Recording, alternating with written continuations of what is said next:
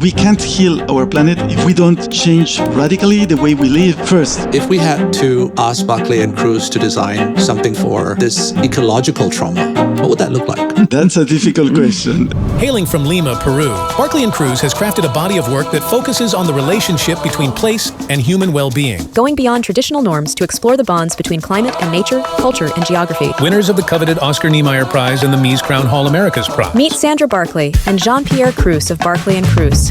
Let's talk about some of your work. Why is it generous? It's not by looking at pictures of the Andes and of the Amazonia, but really feel the temperature, the oxygen, the light, how it is changing people. It establishes the relation between spaces and its context. You went to Paris, you stayed there for 18 years, but then you came back to Lima. Why did you return? It was like an opportunity to rethink what architecture should be. We had to relearn a lot of things. It was kind of an adventure, no? We are always questioned like, why do we use concrete? It is not the more sustainable material. We're not doing sustainable architecture. We're doing architecture which is sustainable. We like concrete with imperfections that grabs light, that makes shadows. I think the real mistake in that vision of sustainability is that there is no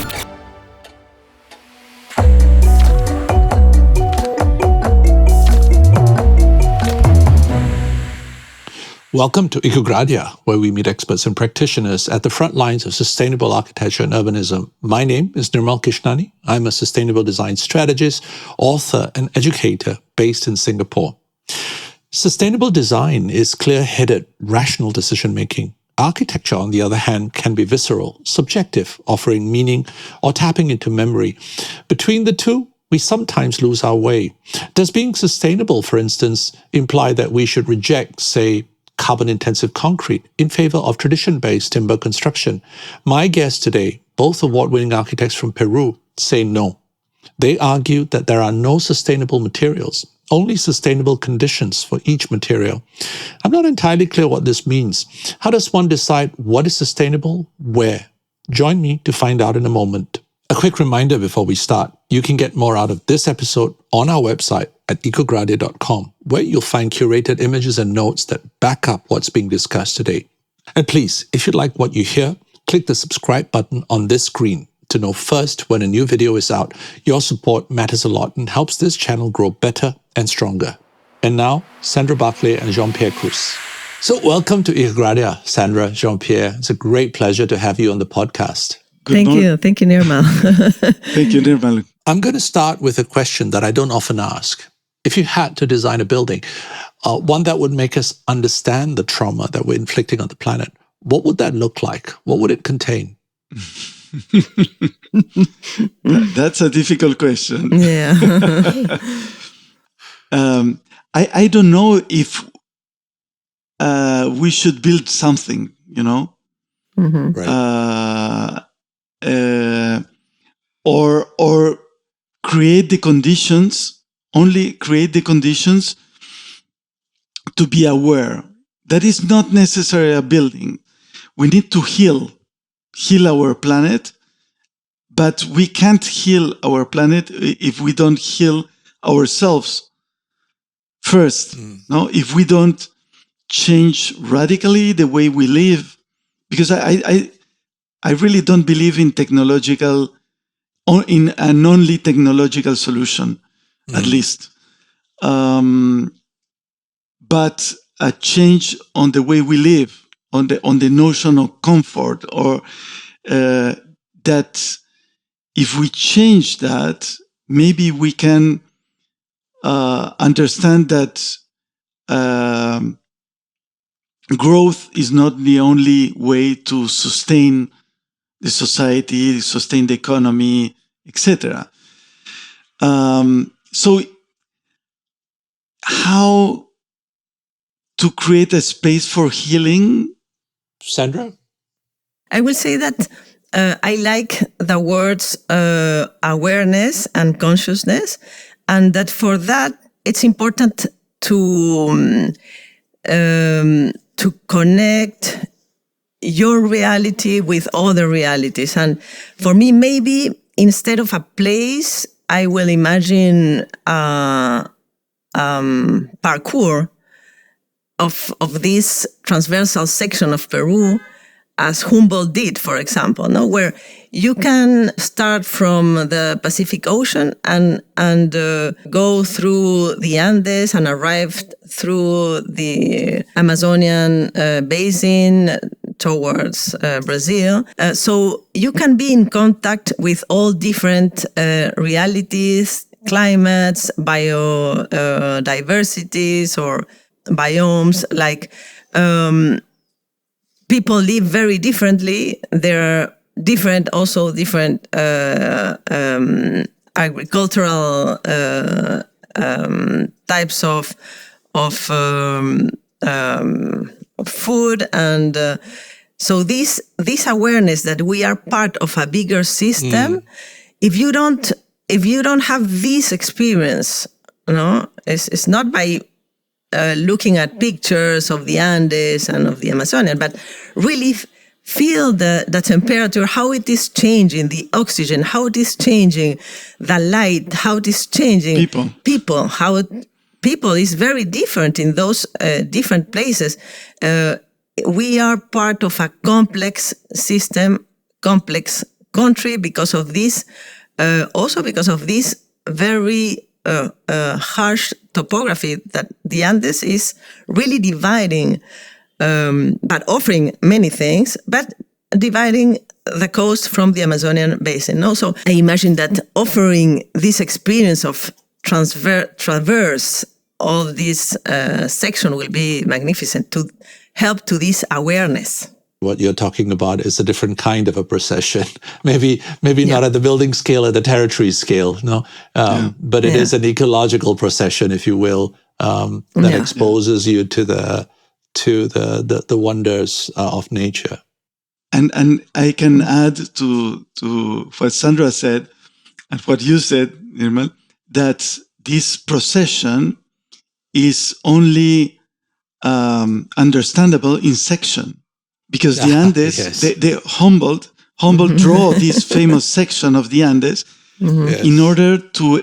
It was the only way for him to explain how weather and climate was creating biodiversity and the creation of nature not as a godly creation, but as a result from climate. Etc. No, so this awareness comes or is understood only by section, and I think it's a very nice project. I didn't think about it, but it's it would be a very nice place of remembrance, of awareness more than remembrance. I like what you say about designing a procession, that as you move through this procession, it becomes a way of creating awareness and remembrance. Now, you have done this with a building in Lima that uses storytelling as a way of healing. Peru had a very traumatic 2-decade history of political upheaval. And so this building, this place of remembrance, was a way of dealing with this trauma. Unpack this idea for me. Most societies in these traumatic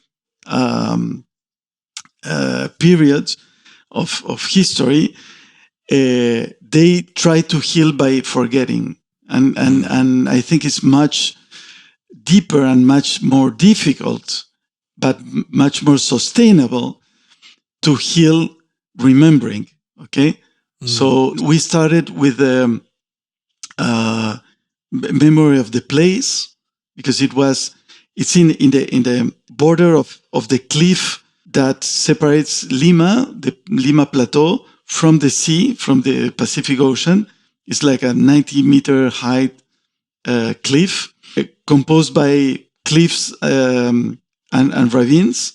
And the site was destroyed by the construction of a highway going down to the beaches, etc. So the first thing that we said, let's heal the place first. Let's build in the same logic as the cliffs. So make a building that is an artificial cliff, starting from that.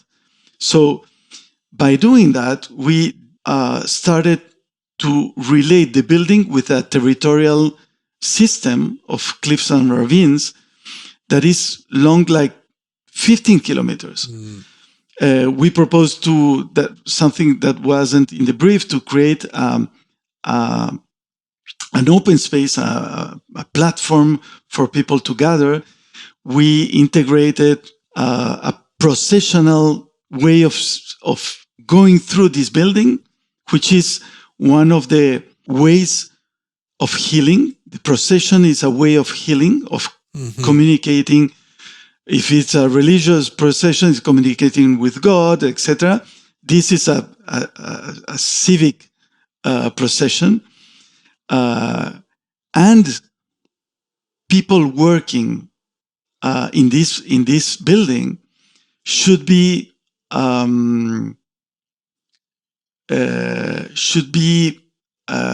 put into light.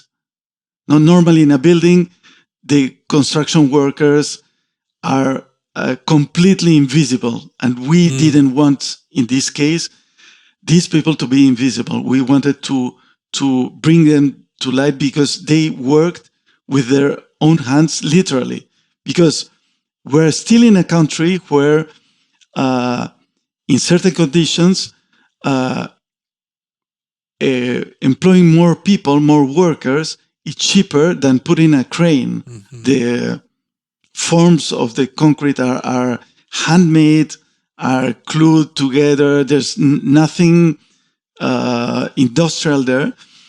And so the imperfection of that building, because it's imperfect because made by hand, was suddenly a way to draw a map.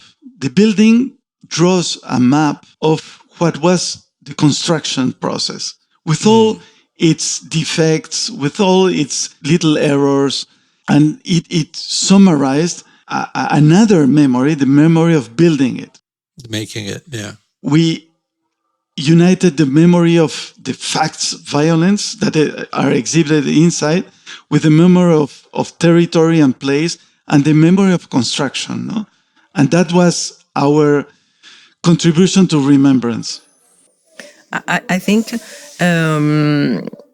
concrete in that case helps a lot to integrate as layers as these cliffs, like in the same logic they were built, but also in creating this essential structure that will host spaces, that will host exhibitions or other activities, like flexible activities, and that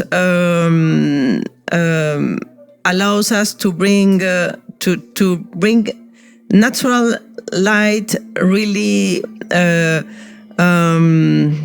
not avoiding to be, because the position of the building was really in facing the ocean. No? Right. So it's very tempting. It was very tempting to do really openings to see the ocean from the. But we were seeking for an intimate experience that allows you to really focus on what you are able to understand, because there are different degrees of understanding in this parkour, and then it's only at the end of the in this new public space that is on top in the roof, when you arrive to this space, that already you are rediscovering, after what you have seen, you rediscover the bay, the ocean, the horizon, the peace. Look, so it was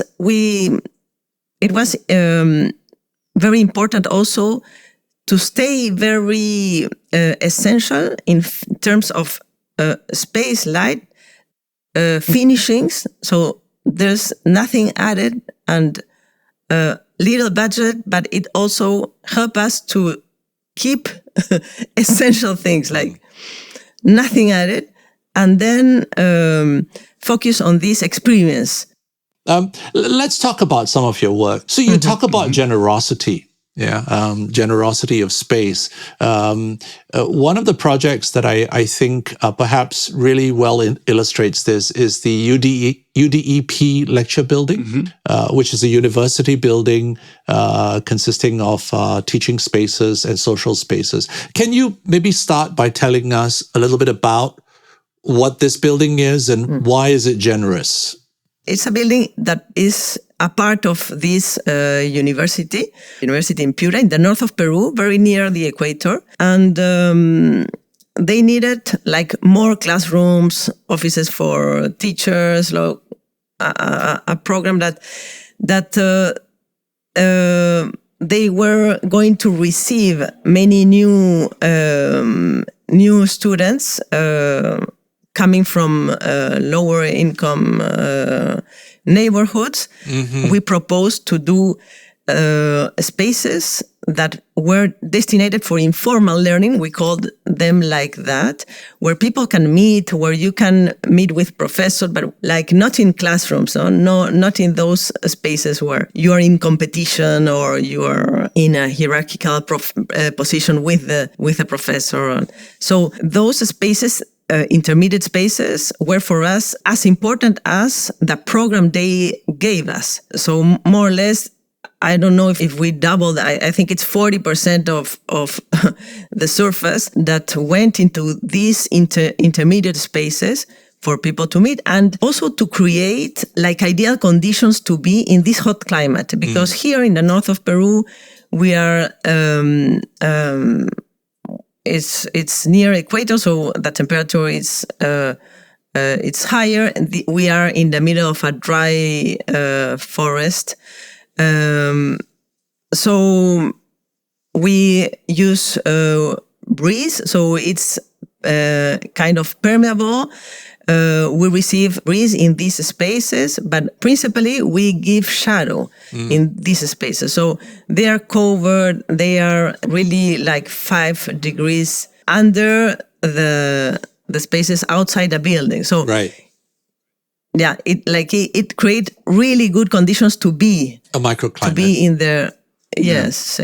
So and that was the spaces in between that will be almost more important for the building than the programmatic spaces. And they accepted and they went for it. And in this case, they studied the building after it was completed. So, for instance, they compared previous buildings of the university with this one, and we had some numbers finally in one building that, for instance, we made in the operational lifetime of the building, which is measured in 40 years. We are economizing in 32% the cost, the global cost. Okay, we have 65% of economy in energy consumption. No, that's great. Only because there's no heating, there's only air conditioning, and we avoided air conditioning, and they almost avoid, because, for instance, we were talking about labels, and certifications. So only by avoiding energy consumption, by creating shade, so walls are not hit by sunlight. There are shutters, there are etc. Permanent devices for the project. It's already 65% of energy consumption. Yes. Can you imagine? And of course, lecture rooms are lit naturally, etc. And the other economy was maintenance, because these are all open spaces, and the closed spaces are only the programmatic spaces. The economy in maintenance is like, we half the price, like 45% of economy in maintenance. And what we like the most, because these are more technical, what we like the most is that they're doing an ongoing survey on how students use the building.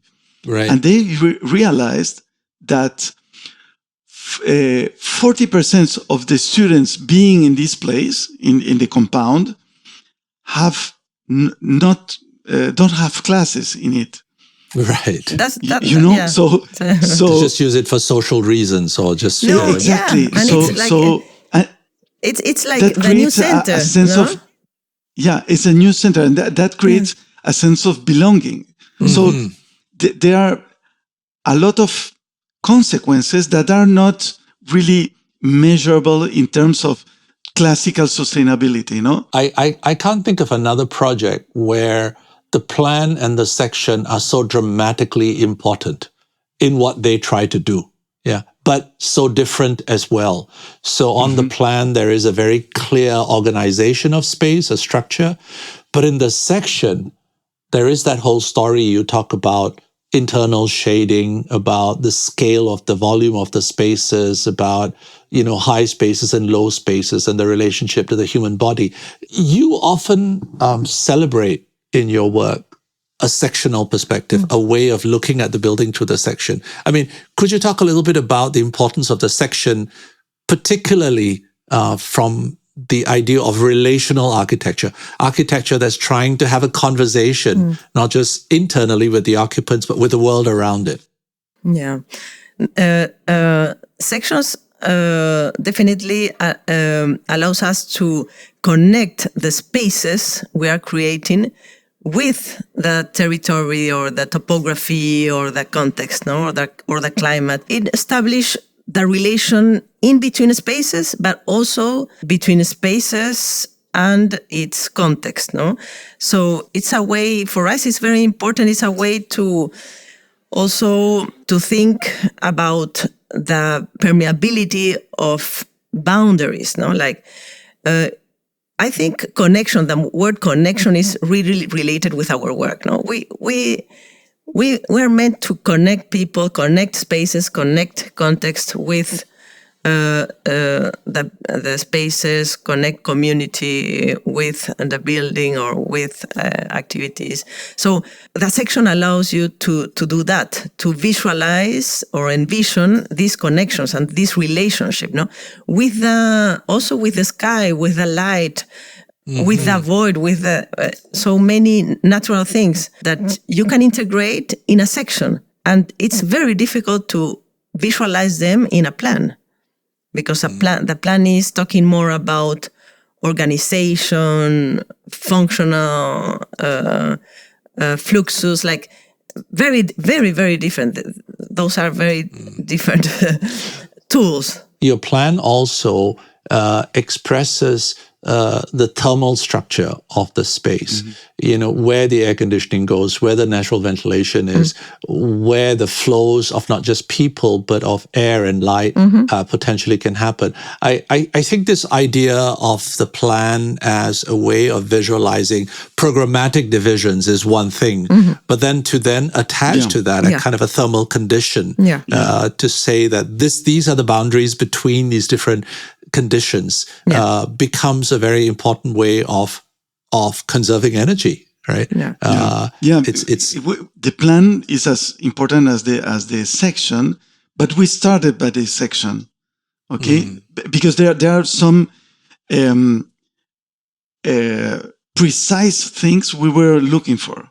For instance, we were in the middle of carob tree forest. Is a tropical dry forest of the north of Peru, where these trees, in some places where there's a little bit more water, provide shade to people. Okay, people live under the trees and they walk chasing shades, chasing shadows, and so we wanted to do the same with the building. So create shade in order to create a living space. But then, how do you create shade with a roof? Okay, but at what height do you put the roof in order to integrate the building with this forest. And the height was the height of the trees. So we started by drawing an horizontal line, no? And then from that horizontal line, if we want to create spaces, intermediate spaces for people, the program should go from this line downwards and put in more program in the second floor and less program in the first floor in order to have more free space at the ground level, no? But we started by the section, no? The section was driving the project, and then the section should be as intelligent as the plan. The plan should be as intelligent as the section. And another thing with the plan was the orientation, because it was a square. We decided to orient it really in as the cardinal. Point. So we have clearly a way of doing the facade. West very protected, east a little bit less, but still protected. North, south, like vertical louvers will be okay because we were near the equator. So like that helps also in the efficiency of response to this shortened period of design and build that we had. Your buildings are unmistakably modern. I mean, I think that there is a very bold, brash, geometric kind of quality about the work that you do, right? And you also often use materials like concrete, sometimes glass. Do you have a specific position on how form and materiality intersect with the idea of performance and impact? I think the real mistake in that vision of sustainability is that in fact there are no sustainable materials. In fact, there are only sustainable conditions for each material. So we are like applying. We like as a society always to apply formulas, no? So let's say wood is sustainable, so let's do everything with wood, and concrete is not sustainable, so let's ban concrete. If we start building in wood what we in the world, no, what we build in concrete, I think forest will be gone in a few months. No? So there are conditions for materials. In particular, for instance, where we work, concrete and cement is the most easily available material. Not only because it's sold, no, but it's produced in the coast, in the desert, because you have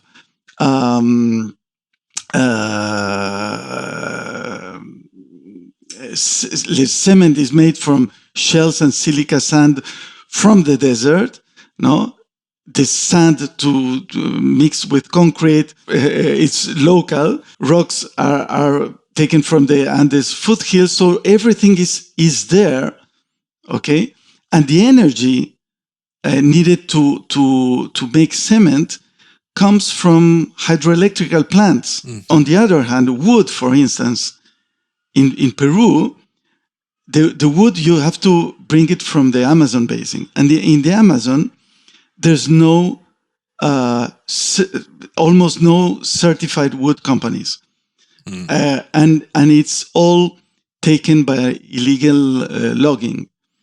When you think about building with wood, there are two options: or bring it locally and you are contributing to deforestation of the Amazon forest, or you bring it from another country which has an impact in the carbon footprint.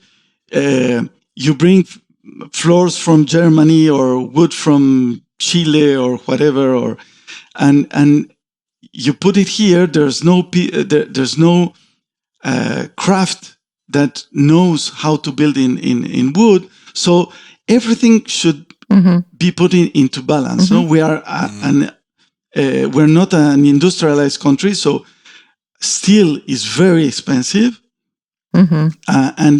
so there's another sustainability that is the economical one. No? Yeah, no, I will add also that here what people knows how to build is concrete, bricks and concrete. The structure is always concrete. So we are able to use local people, to employ local people for construction. We are not seeking for perfect concrete as Andos concrete, for example. We like a concrete with imperfections. We like a concrete that grabs light, makes shadows, so very expressive concrete. And also here we have a seismic condition. So the concrete is really good for this condition.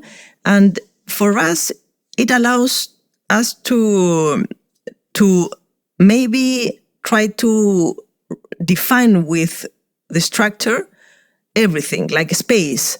So keeping the essentials, like then trying to avoid adding layers, because as you define the space with the structure, you have everything you need here, because we don't need to protect us from many things. No, we don't have rain, we don't have extreme temperatures.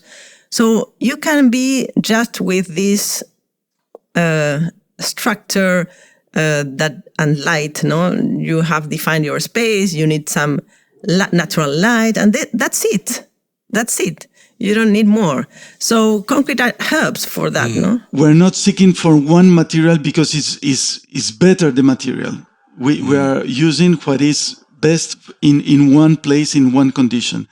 And then the architecture should be rational, should be generous, should be doing more with less. And we find these geometrical forms are more suitable to another kind of sustainability that is, in fact, another dimension, I think, of sustainability, which is what the French call durable. No, sustainability in French is durable, so it has to last in time. Durability. And in poor countries, I think you have two options: ephemeral architecture made with ephemeral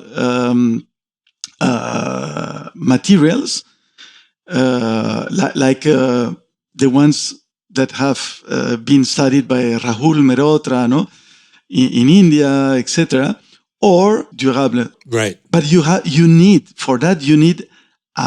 very advanced social sustainability. So society itself is renewing culturally these things. No, when you don't have a very well organized community, no, and you live in a relatively poor country, buildings should last. And should last is not only physically, is that they can be adapted to new uses, they can be transformed into new things that you haven't figured out when you were designing. Not too specifically for a specific use, but able to evolve. So we were thinking more about spaces that have certain qualities that can be transformed, following those qualities. So that's also very important, I think, in our context. The sustainability can become an ideology, and that would be very unfortunate. Yeah, if we begin to say you have to use bamboo no matter what, that is an absurdist element. So it is about design intelligence. I totally agree with you. Of seeing a problem in its context, in its systemic context. I think that's crucial, no? That's crucial. Not because isolated, yeah. Design should be adapted to its context in order to be sustainable and intelligent. If it's not, if there are formulas or is not adapted or is not responding to a larger context that is not only physical, it's also cultural, it's also technological, etc., you're missing the point, no? And you're applying formulas that will be either a disaster or a false sustainable solution to a problem, no? You found synergy in the way that you respectively think about architecture, which led to the formation of your practice. Now, one of the really interesting things is that you went to Paris, you stayed there for 18 years, but then you came back to Lima. Yeah. Talk to me a little bit about that journey. We went to Europe for a short period of time. So we didn't meant to emigrate, no, to Europe. We were not considering ourselves as immigrants for any reason. We were just going to have some experience for 2 or 3 years, and then things in life made that we stayed like 16 years. Coming back was not like a necessity, neither, but a decision that was... The question was open, no? Yeah, the question was open. The question was not only about architecture. We had two kids growing up, and we were saying, okay, if we are still being here, there will be a moment. It will be forever. Yeah, there will be a moment when they will not allow us to go back to Peru. So at the end we said, well, let's try, because and we. There were it was kind of an adventure, no? Yeah, it was kind of an adventure. Coming home was an adventure.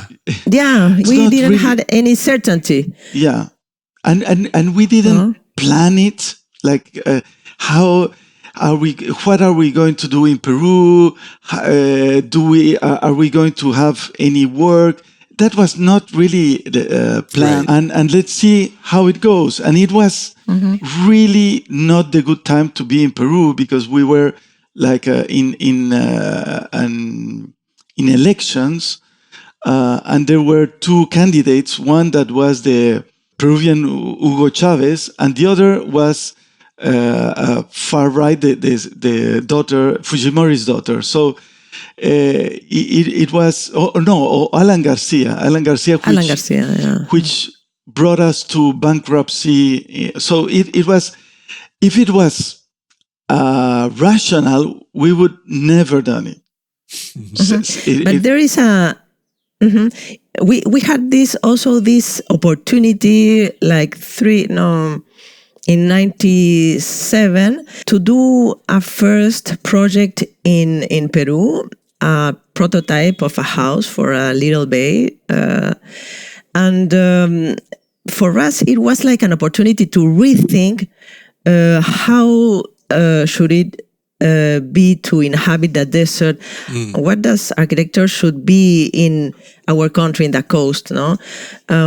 So it was like looking at our context with a very different eyes, because we were already in Europe, working in Europe with another context and very different conditions. So we did 3 houses in this bay, right. And it was like a laboratory. We were really taking pleasure to do these exercises about being more open, connected to landscape, taking advantage of the climate, working with other type of spaces that we couldn't work with in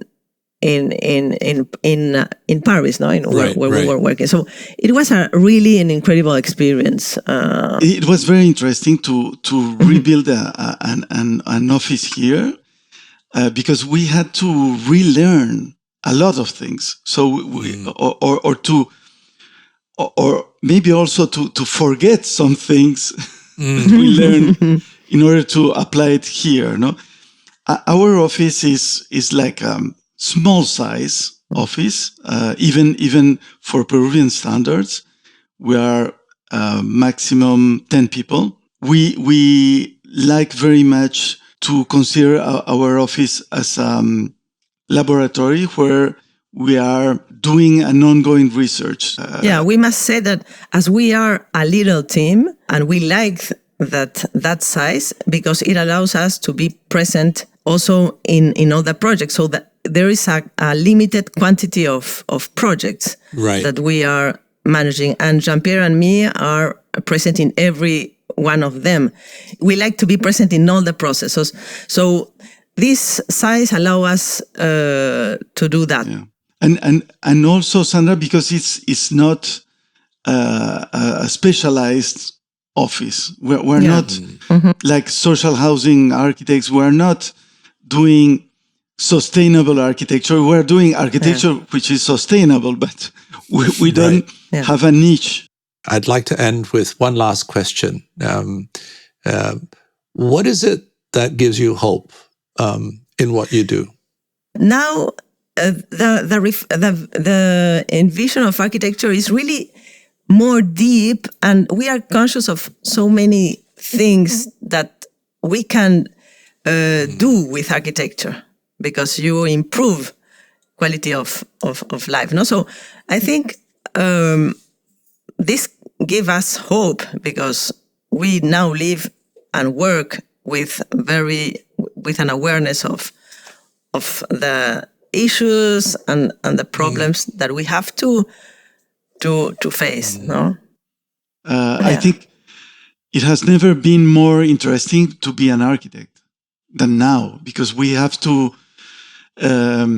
go beyond the building in order to understand what we should do. And I think people from the past, from the far past, did the same, and we're joining again, in this